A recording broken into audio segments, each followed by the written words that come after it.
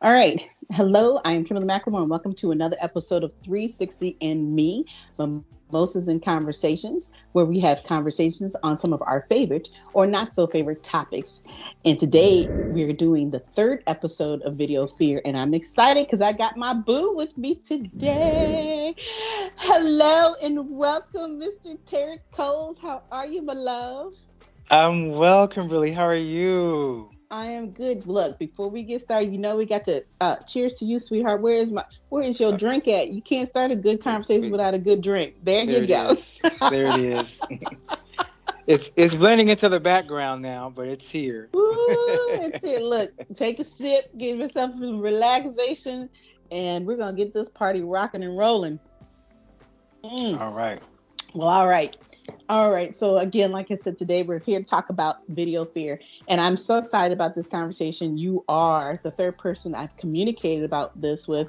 And I'm doing this because I've learned so much about the fact of how scared we are as even though we're professionals, we are truly scared about being in front of the camera and trying to work things out. And you and I have had this conversation, but I was like, no, we need to do this on camera. We really need to talk about this on video. And so, you know what, Terry, let's just rock this out. Let's talk about it. Talk about your fears of being on video and why, what's going on? Oh wow.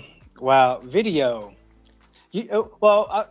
I want to start by talking about how many years ago, most of us were probably hip to that old phrase that the camera adds 10 pounds.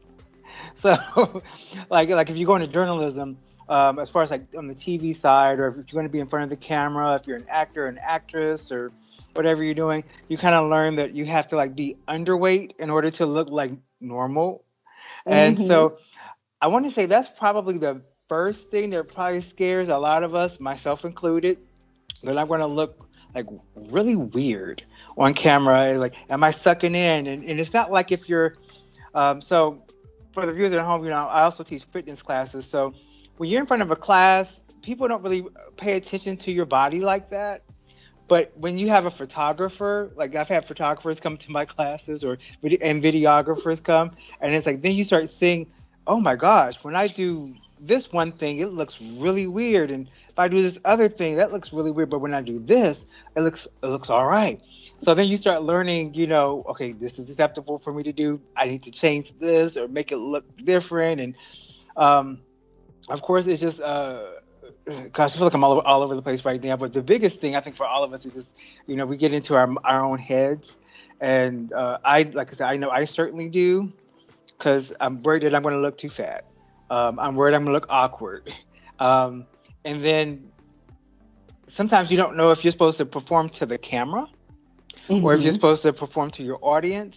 And of course, in this day and age in 2021, going into, it's okay if I say the year? Yeah, yeah. Just Yeah. it's gonna be look. Yeah. Everybody's gonna see this year, okay? Okay. Yeah. And next year, if they decide that they want to go back and review this amazing conversation. But no, go ahead.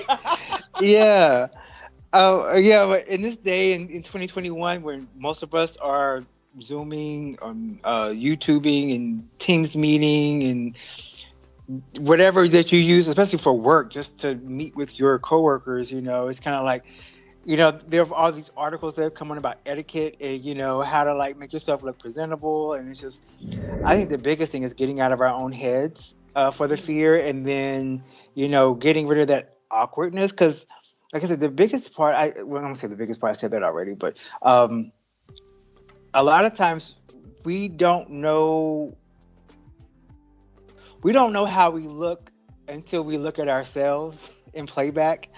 And I was listening to something interesting the other day. It was either on YouTube or I think it was on YouTube about how, oftentimes when we look in the mirror in the mornings, we don't actually look at ourselves. We're looking at things like on our face, Mm-hmm. like if you think about men when we're shaving our beards, we're just looking here. If you're exfoliating, your face, you're looking in this area. Ladies, and you're putting on Right. mascara and eyeshadow, you're looking here, and lipstick, you're looking. So we're looking at segments of our face, Mm-hmm. or you're doing your hair, so we're focused in pieces, um, rather than actually looking at ourselves. And so I think that's where a lot of the anxiety around doing videos comes in, because a lot of us just don't look at ourselves, and we don't watch ourselves move. We don't watch ourselves stand. We don't watch ourselves talk. And so when we see ourselves, we're like, oh my God, is that what I look like?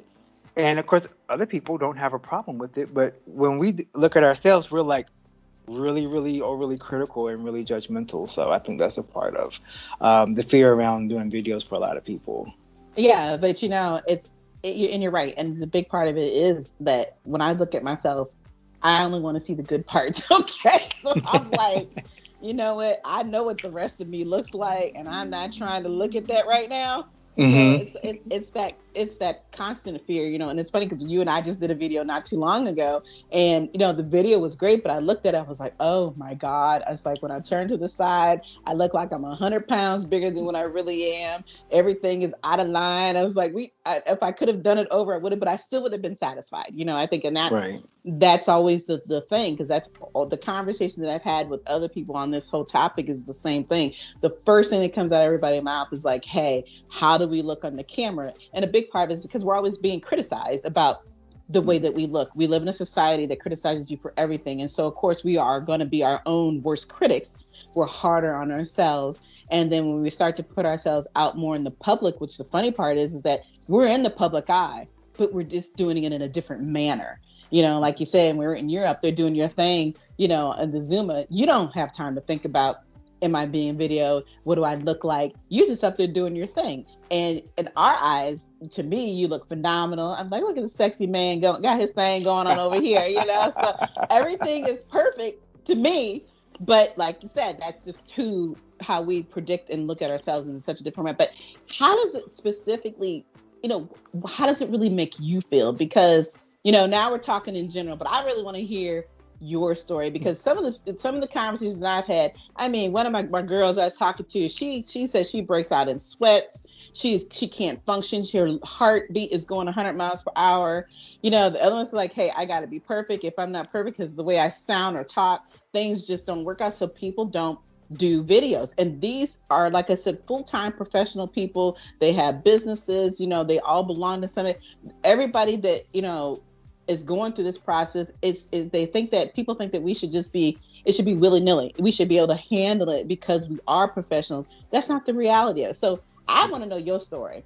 I want to know how do you feel every time you have to think about doing a video, especially when it comes to what you do in the Zumba world? Because, I always talk about like, hey, I need to see you do more virtuals, and I don't get to see my boo. Why are you out there? Well, aside from some of the reasons I just mentioned, just the awkwardness just on camera. For me, so there are a couple things for me that I can speak to. One of them is technology and understanding how to use that technology, which, as most of the viewers out there who are lay people, we understand that some things are above our pay grades. And it's like you want to understand it, you try to understand it. You have people who dumb it down for you, but then you end up in a position where when you're trying to actually make something happen, you're like, how do I do this? And then you see people online with all these effortless videos. It's like, oh, and they do the edits, and you like yourself, and it's like, how in the world is this person doing this, is making this happen? And I get in, and then when you start thinking about doing the editing, and in my full-time job, we use technology as well with our physicians and whatnot to provide care to our patients. And one of the things that I get from a lot of people, especially those who are elderly, who are of a certain age, I want to say elderly, but of a certain age, and even some people who are not of a certain age, they might be my age, your age, a little younger, who just aren't tech savvy. They're like, well, I don't want to do a video call with the doctor. I just want to come in because I don't know how to work that. And that's a big piece of fear that I hear, is just that I think there's a lot of hesitancy not even hesitancy. I just think that some people just downright don't want to do it because it's just, when you get into that technical piece, you have to learn something, And then, and it's overwhelming because when we think of IT, we think of all those numbers, those ones and zeros, and all that computer programming that goes on in the background that most of us as lay people don't really understand. And I know all the apps and video editing tools have made it easy, but we get nervous. And then if you're doing like something live, like a virtual class, or then it's like if something goes wrong, how do you fix it in real time? And because your endorphins are going. Like I've been in doing a class before virtually, and then like people like I can't hear the sound, and so I'm having to try to like stop in the middle and look at stuff, and then, or people are in the virtual waiting room, and they need to do that in, and it's just like. That's why we say to come in, 5 minutes to log on 5 minutes before the start time so I can get everybody ushered in the room. But you have people waiting in the waiting room, and it's like, well, I can't just stop the song. And so there's that frustration. And I really think that technology piece is just a huge, huge thing, from just the setup. And I'll get to more about that too, just the setup with the wires and the cords and the O-rings. I've got my O-ring up right now. I know you probably have stuff. And I know you've seen it. I was like, let me make sure I got that on. Okay. Yeah. I love that thing, the O-ring. Yes. It is fantastic. But I never thought I would own one, and now here I am, and I have one, and I've used it probably more times than I thought I would. So technically, I'm like, well, I got my money's worth. I don't use it as much as I wear shoes, but I use it often enough that I'm like, oh well, we got it going on over here. Well, look, if you start using it more than you wear shoes, then that means you're making your living doing videos, and that's not impossible. People do it every day, right? It's not impossible. So that O-ring is definitely, whatever you pay for it, it is worth every penny. And I've learned that. We've had that conversation before too. How when you think about a tool that you have, and my son was like, look, I bought you all these tools. You're going to start using this stuff, figure out how to use it.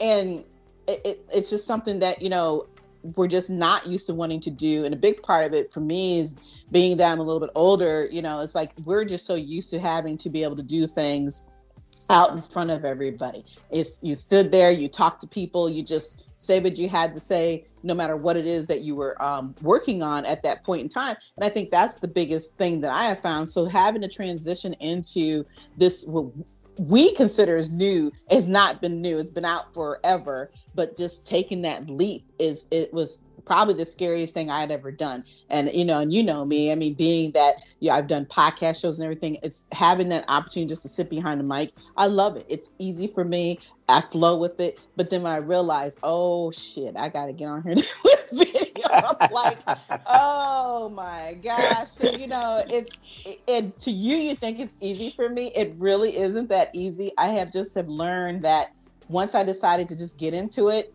I think, you know what? It doesn't matter what other people think, because I realize you're either going to watch it or you're not going to watch it.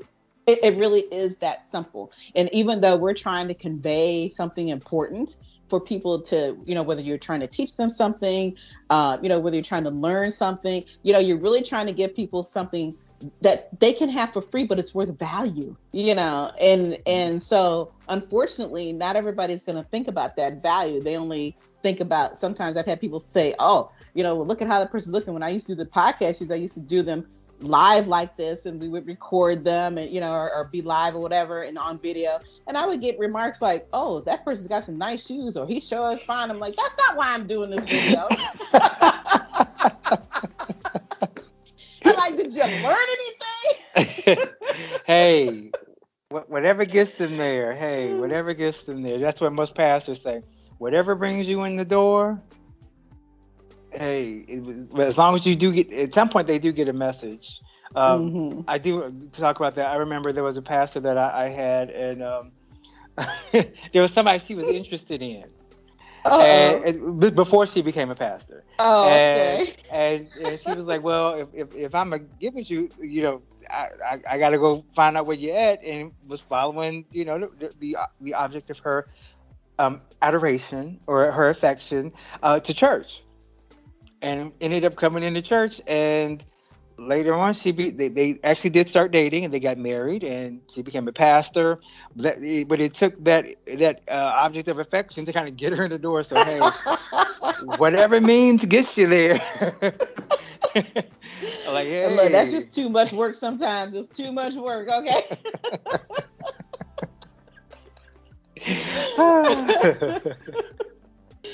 But yeah, I mean, it's just crazy what we have to go through. But yeah, I know you're talking about the, understanding just the technology. Like I said, IT is IT, and today though, everything is just so simplified. And we talked about just doing the iPhone. I mean, I hated iPhone. I never thought I would ever go from an Android to an iPhone.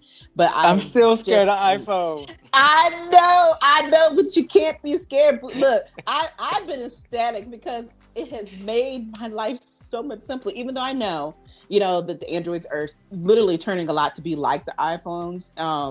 But I just never realized how simple it is. And I was fortunate enough that I have a government phone, so I was able to kind of utilize it, see what it was like. But I never did videos. I never utilized all the other apps and tools and resources until I finally had no choice but to get my own phone, because my other phone, I said, this plug it up stuff is not working 24/7. So it was like, get a phone. My son's like, come to the other side of the world, Mom. Come on over.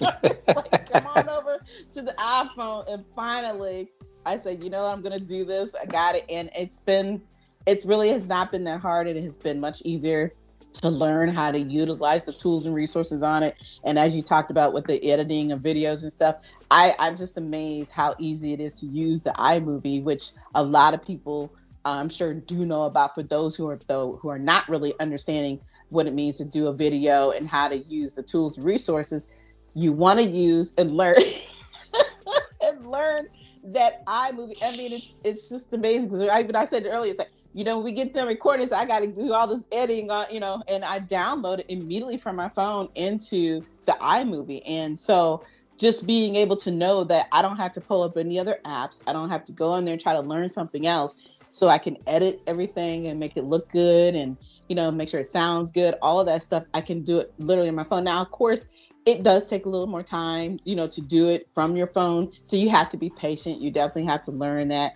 And then as you keep doing more and more videos, it gets a little bit easier. Yeah. So you can do it. You can do it. And I want to kind of piggyback off of what you were just saying about how it gets easier. It's like for me, like I know on the other side, if I start doing something, eventually I'll get into a habit of it. And I guess for those folks at home, I want to say it's kind of like when you're at work and you're doing training. You get a new training. Nobody wants to do a new training. Nobody likes training on something or being cross-trained on something. Like, that's not my job description, but just remember there's other duties as assigned. And so, sometimes we end up doing something, we don't want to do it. And the first time we do it, it might take us 20-30 minutes to do whatever it is once we're out on our own after training. And then the next time it might take 25, and then the next time it might take 20, and then eventually you're down to 10. And then sometimes, depending on what you're doing, it might take you 5 minutes to get in and get out and do it and go on with the rest of your day. So and it's just from doing things habitually that really, really helps out. So get over your fear on that part, folks at home, because eventually if you do it regularly, you'll just become a kind of, not a machine, I don't want to say, but it'll be like that. Well, yeah, and and what I found is that when you want to do something, and once you get used to it, you just don't think about it as often. You just say, hey, you know what, I want to do this quick video. It doesn't always have to be 15, 20 minutes. It could be a 30, 40-second video. You just want to get whatever that point is. And the one thing that I've talked to some of the other people that we've talked about in this video, fear, is how it's easy to take a picture and try to explain. And the next thing you know, you're trying to explain it all out and texting it and typing it out, whatever, where it literally can take you that 30 or 40 seconds to get on that video, show whatever it is that you're trying to talk about. And you don't have to go through all that. Well, let me type this out. This is what I'm trying to say to you. And it's just funny how you can definitely learn to transition into that once you get out of that feeling of, oh, I can't do this, and I'm just not used to it. And even just to sit around and practice on your own. And what I've learned is that doing videos, you're literally talking to yourself. You and that's sometimes I think is the hardest part, that nobody is actually sitting there listening to you until you actually air that video. So when you're doing these videos, you have to take that persona of, oh my gosh, I got to literally think that I'm talking to somebody in order for them to convey the message you're trying to convey to them and what you're trying to teach, or whatever the case may be, or show. So I think that to me was kind of the hard part in the beginning of trying to figure out, how am I going to do this video? Like now you and I are talking to each other, so the conversation is easy. We can, kick it, have fun. But when you're by yourself, you're like, okay, how am I going to make this? How am I going to make this sound good, that people really want to listen to you and watch you? Yeah. Well, I guess that's part of the fear too, is, does anyone really care about what I have to say?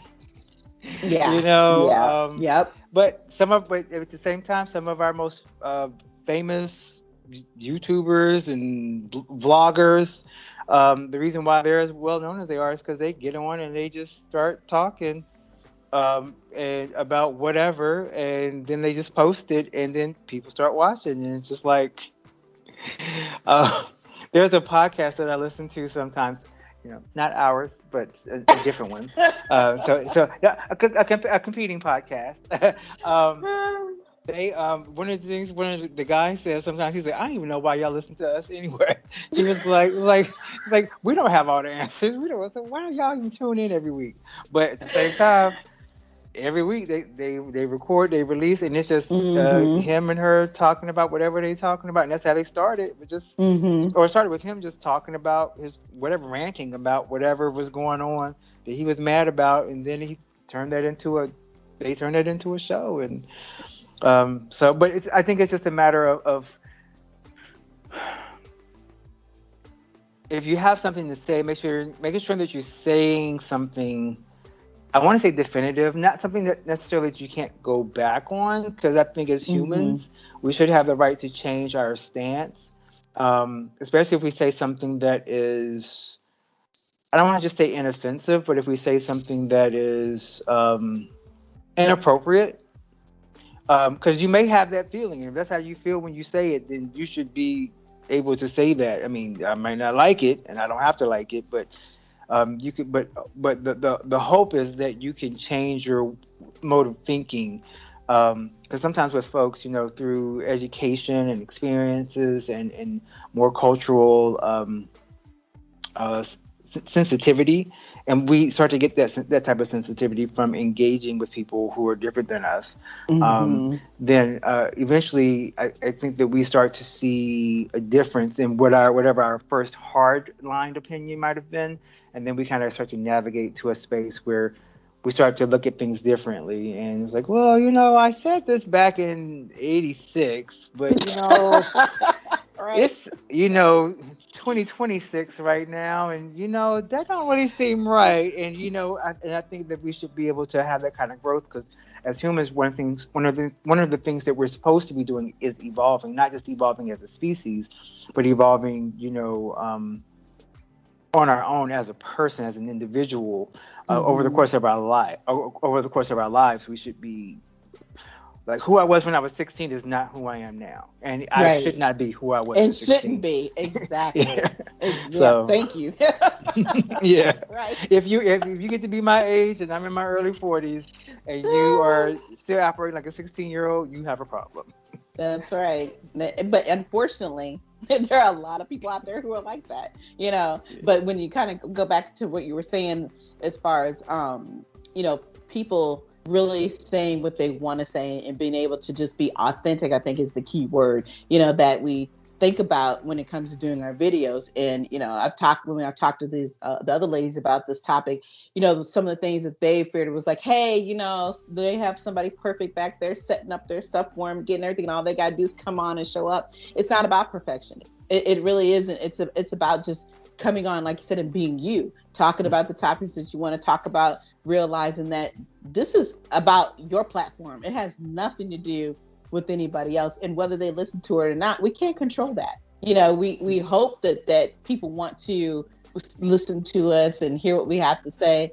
But really, at the end of the day, I think I have found that doing these videos is just as much my own therapy for myself, you know, as it is as it is for everybody else. Because sometimes, you know, you have to go through that. And I think a lot of times too, when people depend on us so much, that they don't realize how much that we need to have something to lean on as well. And so we may have to lean on ourselves by doing our own videos. And for me, even writing my own books is literally has been my therapy through everything that I've gone through in life. And so when I'm sharing that with other people, it reminding myself in my head, you know, or what I'm saying or talking about or reading, this is really truly what helps me get through sometimes the day, you know, or I'm having those moments, those trigger moments that I don't want to have. So, you know, when we think about doing these videos, no matter even how scared we may be, we're literally sharing some of our personal side, you know, some of our professional side, just a little bit more about who we are and what we're doing. And I think that was part of the reason for me why I wanted to start doing these videos and calling it 360 and Me, because people would only see one side of me and they think that, oh, you know, my life is so perfect. And, oh, you know, they see the shell of us and not realize that we are very human, you know, more human than they could possibly imagine. So being able to share some of these conversations and talking about things, I think that people can absolutely relate to us just being just normal people. Exactly. And, you know, that authenticity is what attracts people to your platform. Like the reason why I follow some of the people that I follow is because of at least the people who are front facing on the camera. It's because of that authenticity that kind of reads through the screen.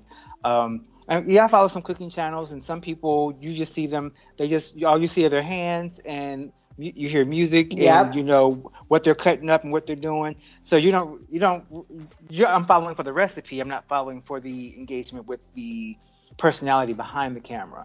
But then you have other folks who might be doing a cooking channel, but you see them and they're talking, you know, or you hear their voice, so you can hear the inflections, and they have an accent, you know, you can hear that, whether it's Southern or it's a regional, like it's, I'm gonna say foreign, but if they're from another country, you can hear the accent and the inflections, and, you know, and so that kind of lends itself to not only being more authentic, but also to an air of I won't say it, of it feeling more personal and more intimate, because you're like, oh, and you know that's why a lot of times people feel like they know somebody, like a celebrity or something, because you know, when are most of us looking at these things? When we're, you know, in bed, we're sitting on the couch, just, you know, having a glass of wine, or maybe we're in the kitchen, you know, cooking, and so cooking is a very intimate experience. So maybe you're watching your favorite blogger then, and some people are in the bathroom. But way too much information. I mean, I just saying some people are in the bathroom. I'm not saying it's me, but for those out there, you know who you are. You know if you're guilty. You know, I mean, exactly. I mean, but sometimes like I'll be like in there shaving, and I'll be listening to something, you know, because I want to hear something, and maybe not music, but you know, so you get to start to feel because we listen to these people as they exist. And they feel authentic because we're listening to their message. So there has to be something about them that captures us. Right.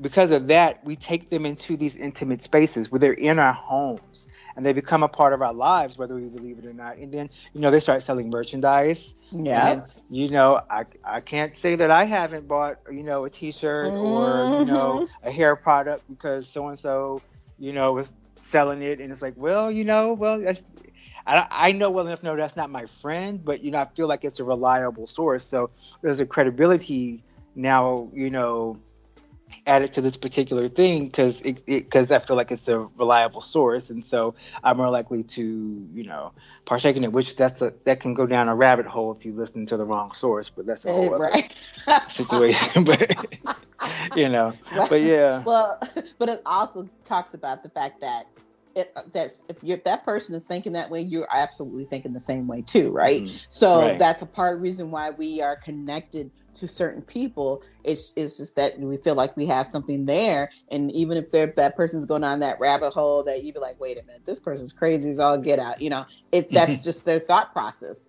And we just don't think that way. But, that is the purpose of having the opportunity of that freedom of speech and being able to get on these videos and talk about certain things. And we're never going to 100% agree with everything. But at the same token, we have a connection, at least we feel like we have a connection with people who are doing, whether it's a podcast, whether they're doing videos, because we can identify with whatever that conversation may be at that point in time, or whatever they may be cooking. You'd be like, oh man, I want to cook like that too. Or if it's a trip that you may want to go on and you see that trip, it's like, you know what? I never heard about this place, but I may go there just because I've heard this other person talk about it, or I've seen it on video, whatever the case would be. So there's a lot of things and reasons of why people do what they do when it comes to video. But when it comes to you personally, I just want to know some more about what the fear, why do you not truly get up, besides the stuff that we've talked about?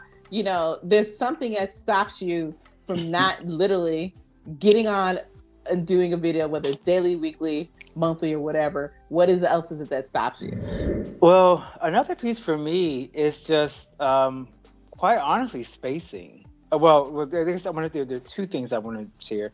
Spacing, because I live in an apartment, and I have a lot of space because I have 2 levels. But for me, it would be easier if I had like a designated space where I could do videos. Like I know other folks that do videos, they have designated spaces where they do certain things. I live here with my other half, and so you got 2 grown people and a dog moving around in the space. So it's kind of hard to just set up a space. So like for those folks who have like homes or have larger spaces where they can say, this is my space where I go and I do this, I think that's a little bit easier. Because for me, it's like I have to like move furniture around and set things up, and like I like above a certain wall over here. You can't see it now, but I have like my little hanging things where I hang my green screen from when I do record.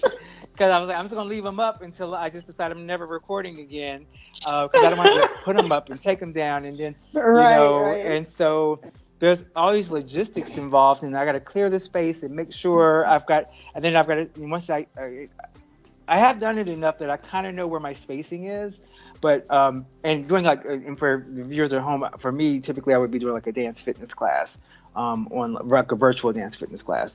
So you have to know your spacing, because people still need to be able to see you move, so you can't, you aren't able to move too far up. You can't move too far to the side. So, when you're in a live class, you're able to really move around a stage. Whereas when you're in your home, you're limited to kind of like a 4x4 or an 8x8, depending on the size that you have, or the space that you have. So, one thing about that, I don't know if it's really fear, but that's probably like laziness, which takes me into my second part. I love it. I love it. Look, you were like, I don't know if it's fear. Maybe it's just really laziness. Yeah, I'm just being, hey, we're keeping it 100, right? That's right, keeping it real. But that's one of those things is with the laziness, when you realize, okay, I've got to move this piece of furniture, move this, and I've got to, put this up, and I've got to pull out the step stool so I can get up and put these things up, and you got to find your background that you want to use for that class, and are you going to have any props? Where they're going to be? They got to be somewhere where you can easily get to them. And then once again, I am a doggy daddy, and sometimes he makes appearances, sometimes he does not. Totally depends on how he feels. So that's a huge part. And in doing, especially if you're doing like a weekly class, that commitment to, and if you're doing classes virtually multiple times a week where you need that kind of space and you're having to constantly tear up and tear down, it gets to be kind of taxing, and you don't want to leave it up, every day, but it just becomes a lot where you're just like, God, this is like, it's almost like you're the stagehand and you're the performing act. Absolutely.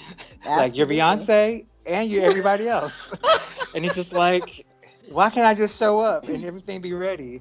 And I know with some of the more famous YouTubers and stuff, some of them will have a manager or a backhand person that's kind of like helping in the background to manage things while they're live on camera. Some of them do, some of them don't.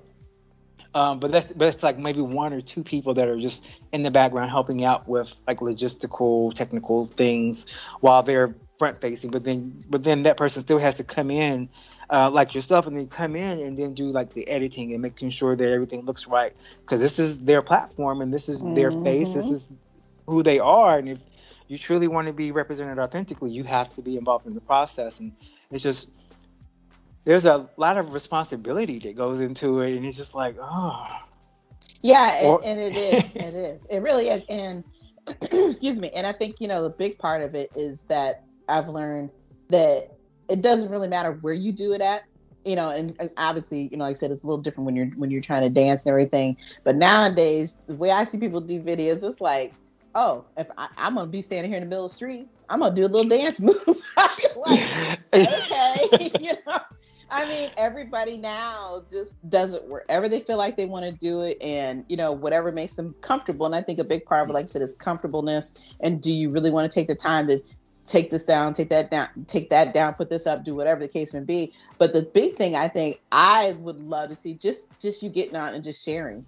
You don't even have to dance. You have so much wonderfulness to say. Oh. When I read your post, I'd be like, you know what? He just made my day. Because some days you have those days where you just feel like, ugh. The next, like, ooh. T always puts out something that is beautiful and aligns with who you are and what you have to feel or say. You always honor other people. And so just to be able to pop on and do a video, I would love to hear you talk about that, what you're saying that you have already written, because you just bring so much value that sometimes people just need to hear you.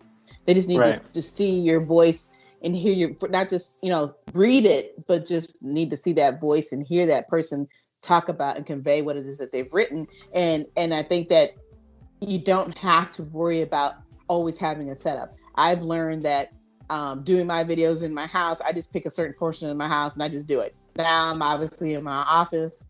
But I always try to find different spaces, only because I think depending on how I feel that at that day or whatever it is I want to talk about, I want to make sure that I'm comfortable within my own environment. I'm not one who haven't got into I'm just stand outside here and just start taking videos. I haven't done that yet. I'm like, because you always worry about, oh, is somebody gawking at me? What are they thinking and what are they going to say? And it still brings out that little bit of fear, of always wondering who's gonna be in the background. Well, one thing I can say in my house, I'm the only one in here, so I don't have to hear anybody's opinion. I don't have to worry about what they're saying or thinking. But at the same time, it's still just that constant practice of, this is how I want to do it. Like now we're having this great conversation through video, and I'm loving it because I'm having the opportunity to talk to you and share these things with other people. And so we want to see your beautiful face more often. So I'm just throwing it out there in the universe. Okay. Just throwing it out there.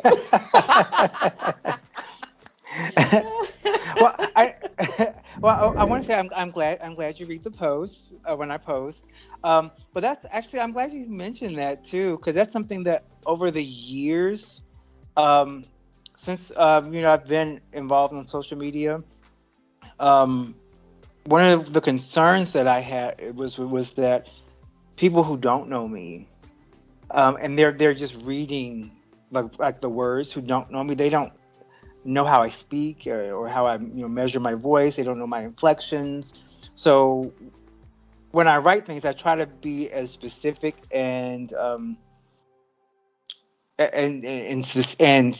as simplistic as possible.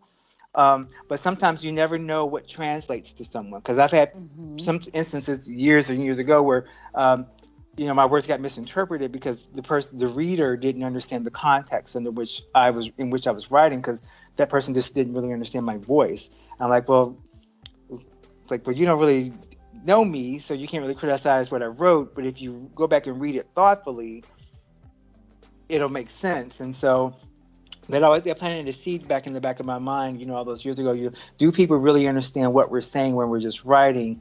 Especially just writing a post on Facebook or any other social media platform. Do they really understand? But when you do a video, people can understand, the inflection and the tone by which you're relaying your message. So I definitely think that helps, and so it's definitely been something that's been under consideration. Yay! Just not sure how that's going to manifest itself going forward, but 2020 gave me a lot of time to kind of like reflect. And I don't know if everyone out there took time to use that year of virtual like downtime to really give themselves time to think about where they're at, what they're doing, what they want to do. Hopefully people did.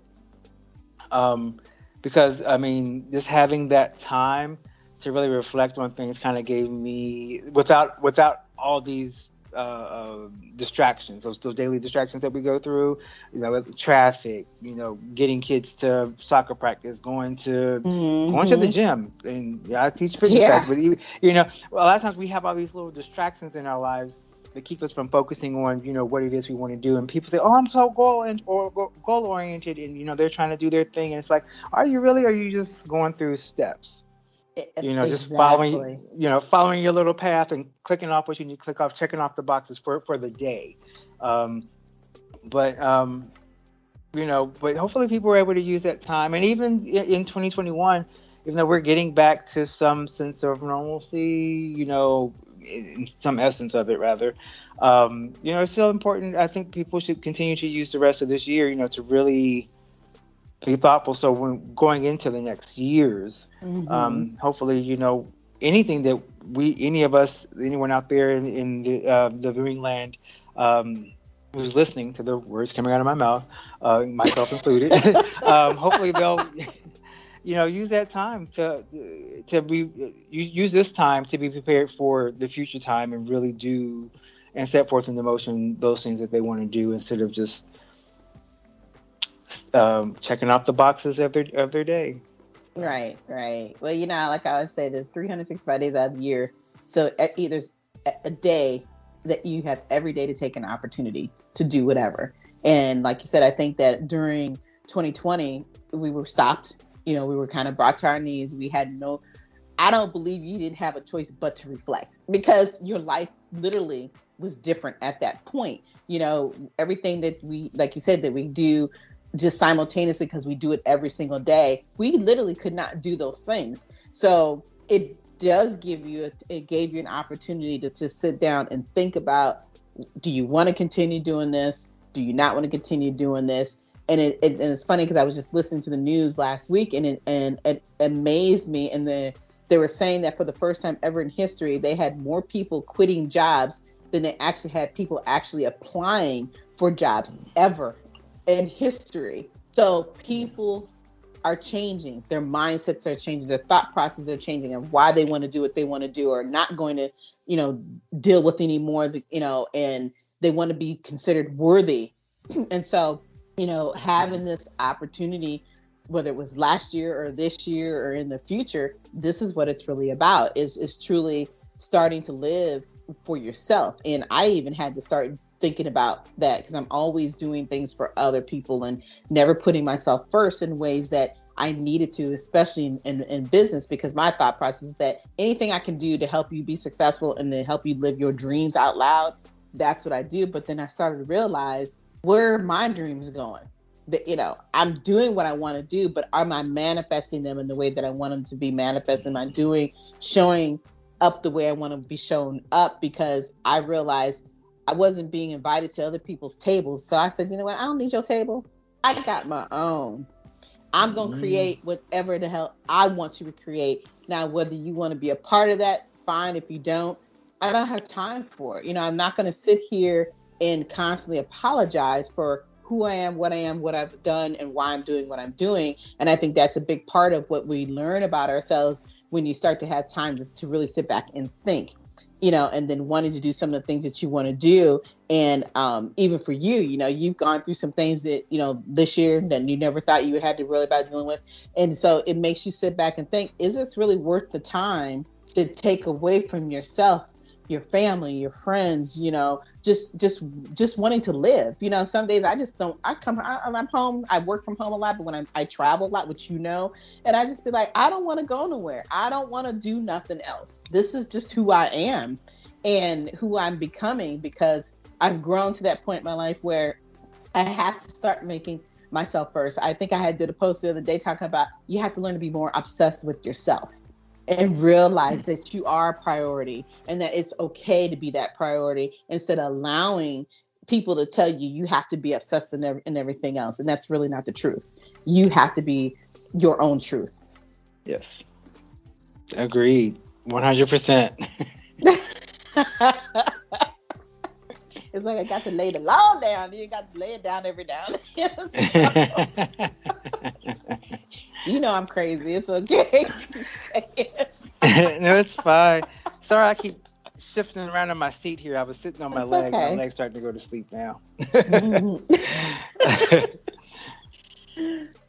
So yeah, it's just like I said, I like having these conversations just because I think we can just be more open about how we really feel, and also too, it gives people opportunity to stop just being judgmental. It's like, stop worrying about what that person is doing and worry about what you need to be doing.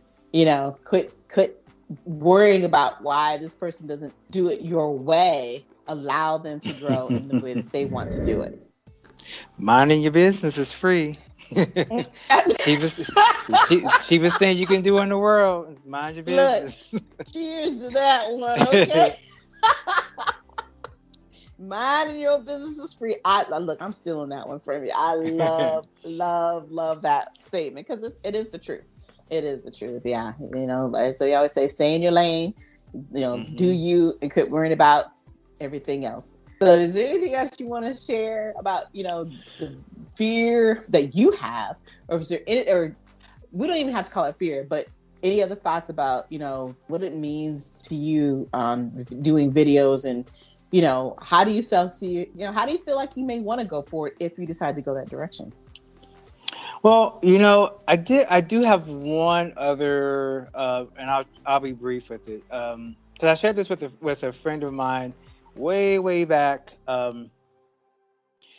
and part of my fear is not just it actually doesn't have anything to do with the lazy part. It's more about being accountable. My thought was something that was fearful for me, because I know the type of person that I am. I was like, what if I do this? Like, if I start vlogging and doing stuff, and I'm actually good at it, and then people start to respond to it. Mm-hmm. And then I actually have to start putting out more content, and I have to start doing more things. And it's like, if you never know when what you're doing is going to take off, and when people are going to attach themselves to it or tether themselves to it.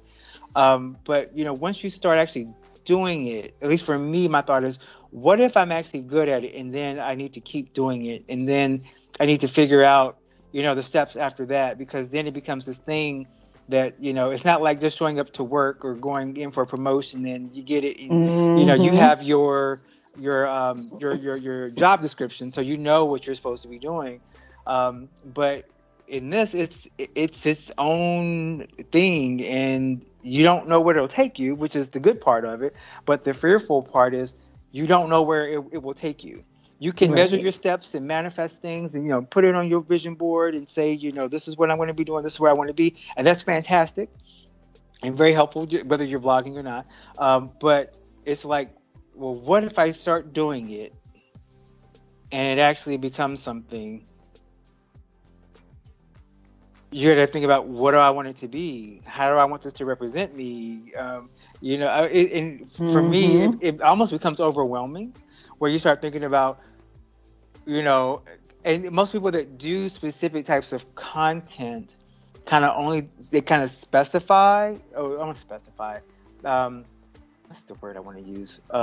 But they usually start off and they have this one type of thing that they do. And I've seen different vloggers and podcast folks like yourself who started to you have your thing here, and then you start going into other areas, so that just to expand the brand. But it's just like, I don't know, and just thinking about that whole collective thing. It's like this huge big thing up here. And it's just like, it's the what if, that question mark. And so that's I can't speak for everyone else. For me, that's a fearful part as well. Because then it's like, well, what do I do? And, like I said, to use the kind of like the regular job analogy, you get a job, you get a 401k, you get if you have maybe an alternate retirement plan, life insurance policy, you know what your trajectory is. But with this, it's like the blueprint is still being made, like as we speak. And so it's kind of like, well, where is that going to take me 10 years from now? Where am I going to be 20 years from now? And for someone like myself, who's a man of a particular age, I'm more time conscious than I was when I was 20 years ago, when I was like, 20 years ago, I was like, that's whatever. I'm sure I'll do this, or no, I don't want to do that. And time kind of like, you have more, the concept of time was different, whereas like now time is a little bit more finite. And I'm realizing, okay, I don't have as much time as I thought I did, and so yeah, that's the other place I'm at, just trying to like figure out if I'm gonna dip my toe in it, I shouldn't just dip my toe. I need to do it and stay and be prepared for the long haul, or I could not dip my toe in and just sit up here and watch everybody else. And it's like figuring out. I'm kind of like a black or white kind of person when it comes to that, where either I want to do it and just do it, or I'm just gonna like not do it and let everybody else do their have thing. Their way. Right. But it's funny that you brought that up, because I had seen a special. It was some type of show on. I happened to turn it on HBO just out of nowhere. I didn't even know it existed. And it's funny that you're talking about this same concept, where this guy had decided, hey, I'm going to do this special thing where I want to pick to see how I can make a person become an influencer. So he had this contest. And in this contest, obviously there was thousands and thousands of people who applied for it, but there's only 3 people who could win, had the opportunity to help them become these influencers. So out of those 3, it was either 3 or 4, but out of those people, it amazed me how he gave them all the same resources, the same tools, everything they need to have to be successful.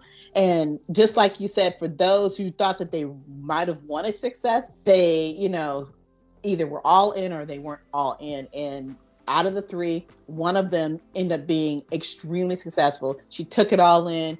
Whatever they gave her, she took it to the limit, to the point where she was overwhelmed with that success with it literally overnight. And of course, the big part of the conversation was about the fact that these people who are an influencer, it's not always just because that they're good at what they're doing. It's the algorithm thing. And I think a lot of people kind of don't understand that, you may not really be seeing real likes. It's just all about the fact that it's algorithms. They call them bots, for those who don't understand what bots are. Even famous people use them too. It gets those numbers up so that people can, be seen. And then of course, if you are becoming an influencer and that's what you want to do, that's a big part of how people will reach out to you, especially if they want to give you something for free. And of course, the only thing you got to do is, if it's glasses, you got to wear those glasses and talk about those glasses. If it's something else, they'll do that too. It amazed me, Bo, by watching this program, that those people who got the opportunity to be chosen to become those influencers, like I said, one became successful. Another one, he thought he wanted this and he just freaked out, couldn't handle it at all. And then the other person was like, hey, this is too fake for me, because nobody's going to see me in real life doing these things that you are allowing me to do. And the only reason why they could do what they were able to do is because they had that help. They had somebody showing them everything they needed to do. They had that support system, and all they literally did have to do is show up. But I think the thing that really stood out the most for me was how many companies were so willing to spend their last dollar to get that one shot. And a quick example was how there was one lady, I can't remember the name of the company right now, but they literally spent $185,000 to have these 2 twins take one shot, one picture, just to be as an influencer. And I can't even remember what the product was, but it was $185,000 they spent for one picture.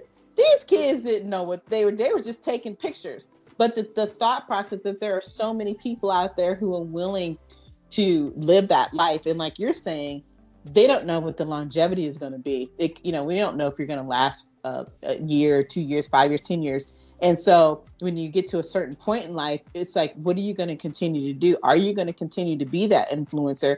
And it's a lot of work just to show the process of how all that happened, that once they started, they couldn't stop. If you're going to stop, like I said, see, this black and white, either you're going to do it or you're not going to do it. And if you're going to continue to be that influencer, they literally had to be up every single day doing pictures every day in different areas. They were renting places, which I thought was interesting to find out too, is that, you see some people that you think they live in these fabulous lives. It's not their life. It's literally all fake. So when I think about doing, the videos I'm doing, oh yeah, we all want to be seen to some extent, but I want it to be real. And so when I think about that, it's like, okay, well, that's great. Well, I can show you this is what my life is, but it's not really about what my life is. It's about what I'm truly trying to share with you. And I think that's the difference when it comes to understanding what are you trying to influence and who are you trying to influence? Yes. I'm gonna say it's yes, and yes. Yeah. I mean, but that makes so much sense, though. I mean, it's just it's yeah. I have nothing to add there. Oh wow! Well, it's like I said, I just love having these opportunities to have these kind of conversations because they're needed. And I just think too, it also gives people opportunity just to realize you can be you. It doesn't matter how you do it, what you do it, and for you, it's just all about deciding when you want to show up when you're ready. I mean, it's really what it boils down to, right? And so it really sometimes isn't always about the actual fear of being in videos. It's all the other things that come with that, because all of our lives are all very different. And so when you make that decision, like you said, you're either going to be all in or you're not. Yes. Agreed. So. Well, all right, darling. But we ain't gonna keep this going too much longer. But I just thank you so much for giving me the opportunity to hang out with me. Cheers to you always. Cheers. Always. And of course, we'll be talking on a regular basis as usual. But for everybody else, I hope that you all have enjoyed this episode of 360 and Me with Mimosas and Conversations about video fear. And we'll see you again soon. Take care. Bye.